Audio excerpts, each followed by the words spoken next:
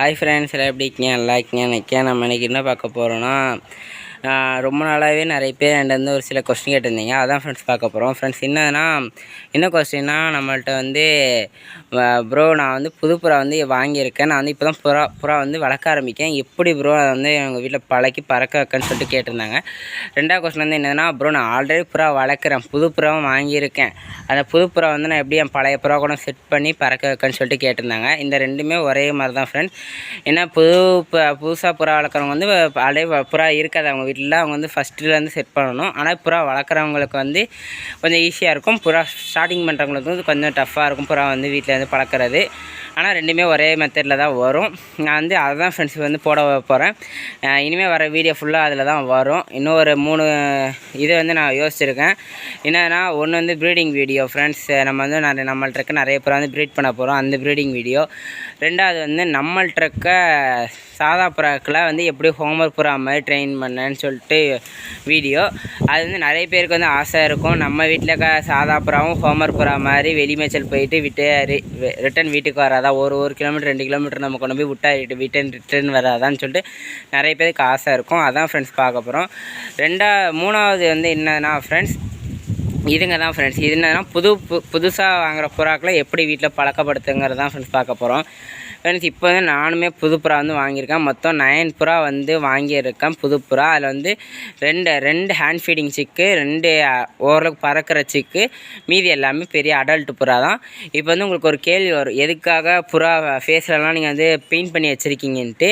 அதுவும் ஒரு சின்ன ரீசனுக்காக தான் ஃப்ரெண்ட்ஸ். என்னதுன்னா, நான் இப்போ வாங்கி மொத்தம் 3 ஸ்டேஜில் புறா என்னதுன்னா, ஹேண்ட் ஃபீடிங் சிக்கு, அப்புறமா பட்டா, அதாவது கள்ளி பார்த்து வாங்குகிற பட்டா சிக்கு, அப்புறமா அடல்ட். இந்த 3 தான் நான் வாங்கியிருக்கேன். இந்த 3 என்ன பிரச்சனை வர ஆரம்பிச்சுன்னா, பறக்கிற சிக்கு ஃபுல்லாக அதுக்கு இங்கேலாம் உட்காந்துருக்கல ஃப்ரெண்ட்ஸ். இந்த ரெண்டுமே இல்லை, இந்த தலையில் அடிச்சிருக்கல ஃப்ரெண்ட்ஸ், தலை உச்சியில் அடிச்சிருக்கலாம். இந்த ரெண்டுமே ஹேண்ட் ஃபீடிங் சிக்கு கொத்த ஆரம்பிச்சிட்டு, நான் எல்லாம் இந்த இலக்கு 9 புறாவுமே ஒரே குள்ள தான் போட்டிருந்தேன். அதில் இந்த 2 சிக்கும் ஹேண்ட் ஃபீடிங் சிக்கை போட்டு கொத்த ஆரம்பிச்சிது. சரின்னு சொல்லி ஹேண்ட் ஃபீடிங் சிக்கை தனியாக எடுத்தால் மற்ற புறா எல்லாம் சேர்ந்து இந்த 2 சிக்கை கொத்த ஆரம்பிச்சிட்டு, அதான் எல்லாமே எனக்கு வேறு கலரில் இருக்குண்ணா. அதாவது இப்போ இங்கே பார்த்தீங்கன்னா ஹேண்ட் ஃபீடிங் சிக்கு இருக்குது உங்களுக்கு.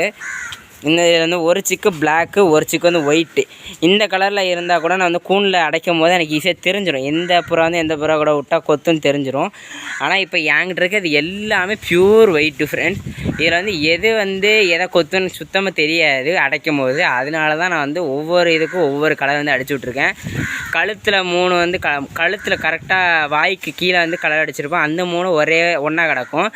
அம்மா கண்ணில் கலர் அடிச்சிருக்கிறது 2 கண்ணில் கலர் அடிச்சிருப்பேன். கண்ணை சுற்றி இருக்குல்ல, அது 2 ஒன்றா கிடக்கும். மற்ற தலையில் கலர் அடிச்சிருக்க 2 ஒன்றா கிடக்கும். இப்படி தான் நான் இப்போ போட்டு வச்சுருக்கேன். அதாவது கண்ணில் கலர் அடிச்சிருக்கிறது சிக்கு கூட கிடக்கும். அதாவது இந்த சிக்கு கூட கிடக்கும். இது பார்த்திங்கன்னா இதுதான் ஹேண்ட் ஃபீடிங் சிக்கு.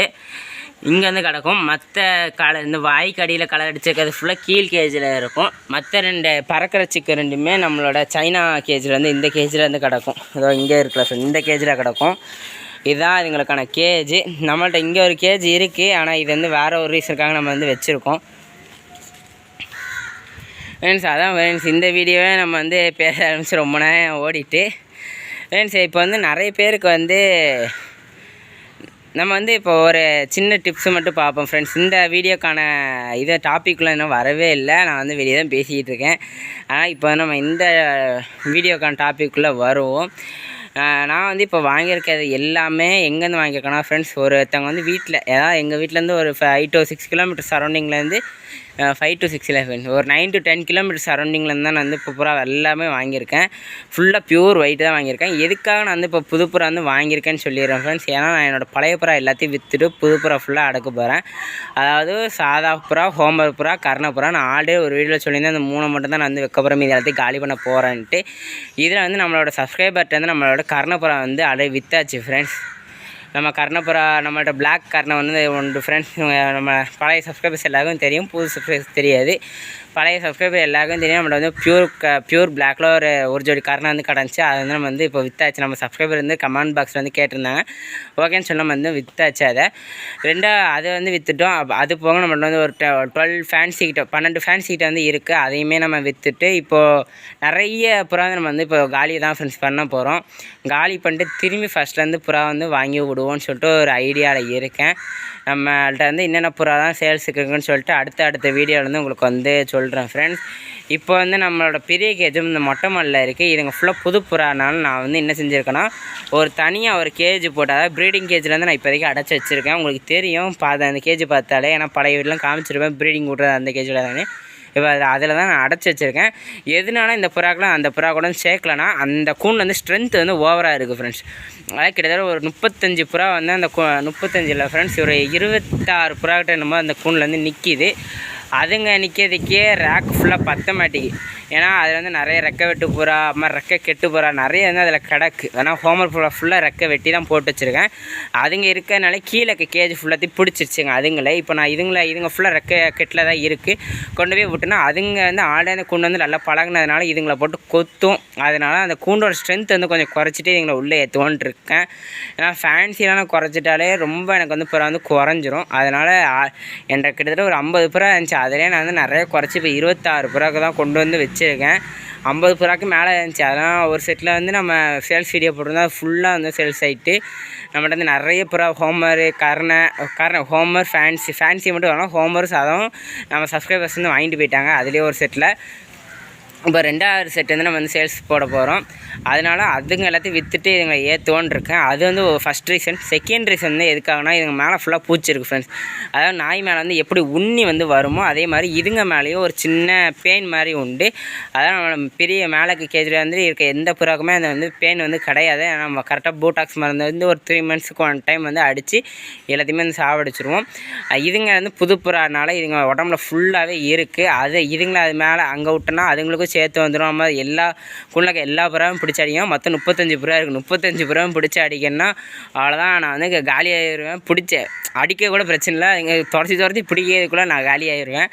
அதனால தான் இதுங்க மட்டும் நான் ஒரு 9 புறா கீழே வச்சுருந்தோன்னா இதுங்களை ஈஸியாக நம்ம 9 புறா தானே ஈஸியாக முக்கிட்டு போயிடலான்னு சொல்லிட்டு இதுங்களை வந்து கீழே வச்சுருக்கேன்.